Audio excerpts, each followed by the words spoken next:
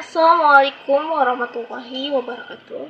Perkenalkan, nama saya Indah Nur Aulia dari Prodi KPK 1 semester 4. Kali ini saya akan membahas tentang teori penggunaan dan kepuasan, yang dimana teori ini termasuk salah satu teori dalam studi psikologi komunikasi. Teori penggunaan dan kepuasan, atau bisa disebut juga dengan Usage and Gratification Theory, merupakan salah satu teori dalam studi komunikasi massa, yang dimana usage adalah penggunaan media untuk memenuhi kebutuhan.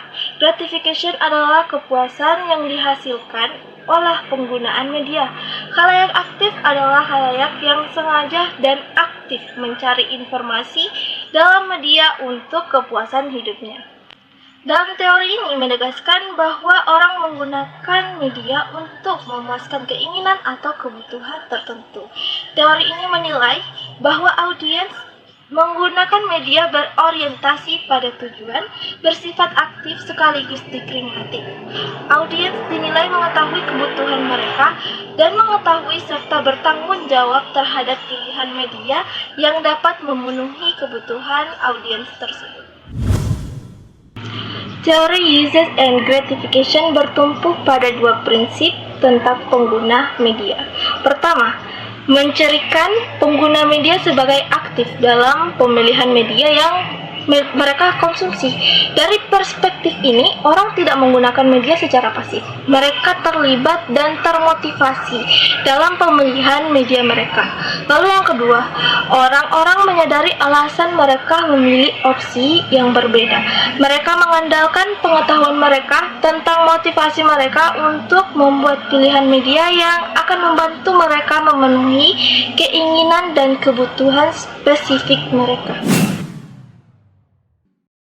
Asumsi dasar pada teori Usage and Gratification yaitu yang pertama, pengguna media diarahkan pada tujuan, yaitu orang-orang termotivasi untuk mengkonsumsi media.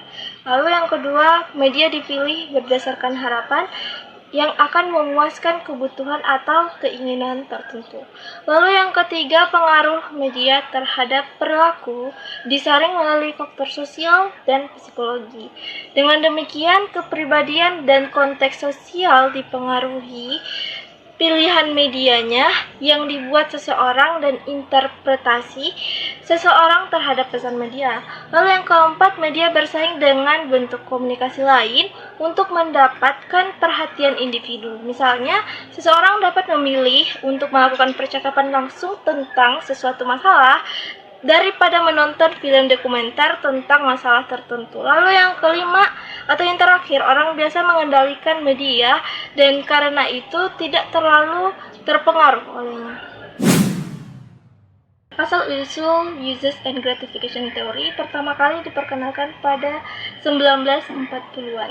Jadi ketika para sarjana mulai mempelajari mengapa orang memilih untuk mengkonsumsi berbagai bentuk media. Jadi selama beberapa dekade berikutnya, penelitian pengguna dan kepuasan itu sebagian besar berfokus pada gratifikasi yang dicari pengguna media.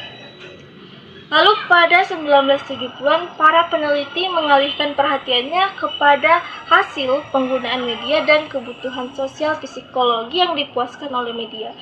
Teori tersebut sering dikaitkan dengan karya J. Bunger dan Katz pada tahun 1974.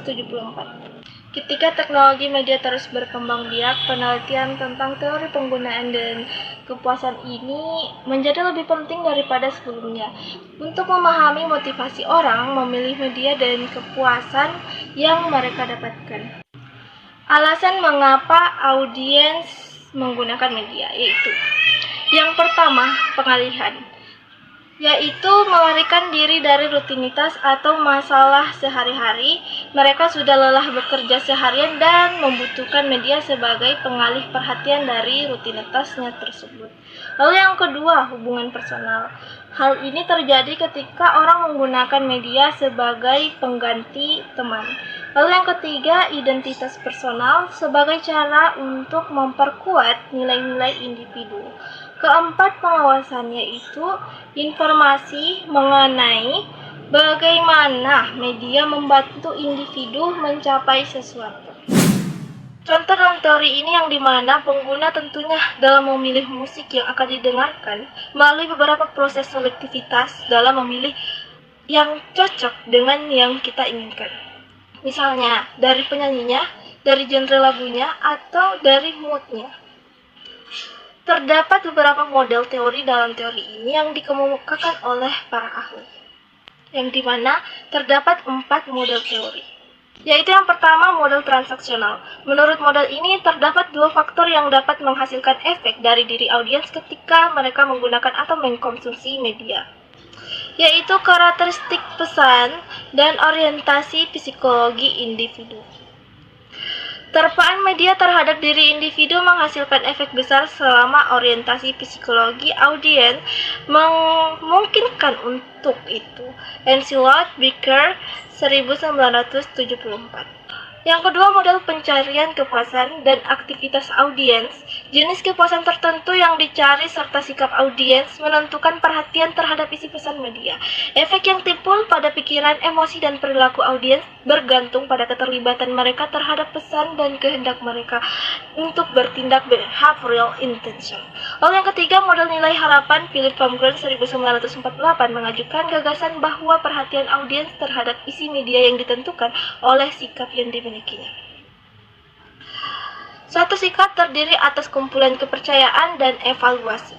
Sikap seseorang misalnya terhadap program televisi ditentukan oleh kepercayaan terhadap program dan evaluasi yang diberikan terhadap program yang bersangkutan. Lalu yang keempat, model penggunaan ketergantungan, yang dimana teori penggunaan dan kepuasan sering dinilai sebagai gagasan yang memandang media memberikan efek terbatas kepada audiens. Dengan kata lain, teori ini menjamin kemampuan individu untuk melakukan kontrol terhadap media yang mereka konsumsi, karena media memiliki kemampuan terbatas untuk mempengaruhi audiens. Rockets dan Devler mengemukakan 2 faktor yang menentukan ketergantungan seseorang terhadap media. Yang pertama, seseorang akan lebih bergantung pada media yang dapat memenuhi sejumlah kebutuhan sekaligus dibandingkan dengan media yang mampu memenuhi beberapa kebutuhan saja.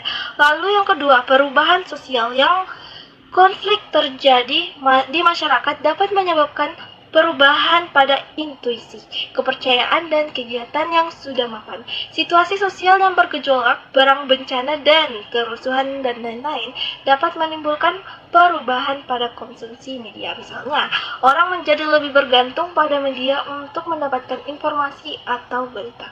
Pada situasi sosial yang stabil, kebutuhan media juga akan berubah, di mana orang lebih menyukai program hiburan. Dengan demikian, ketergantungan pada media merupakan hasil dari 2 faktor penting, yaitu motif audiens untuk mendapat kepuasan dan ketersediaan alternatif tontonan. Masing-masing faktor dipengaruhi oleh sejumlah karakteristik, misalnya seseorang yang memiliki ketergantungan kesehatan dan mereka tidak pergi kemana-mana akan bergantung pada media seperti televisi atau mendapat hiburan. Sekian dari pembahasan saya. Wabillahi taufiq wal hidayah. Wassalamualaikum warahmatullahi wabarakatuh.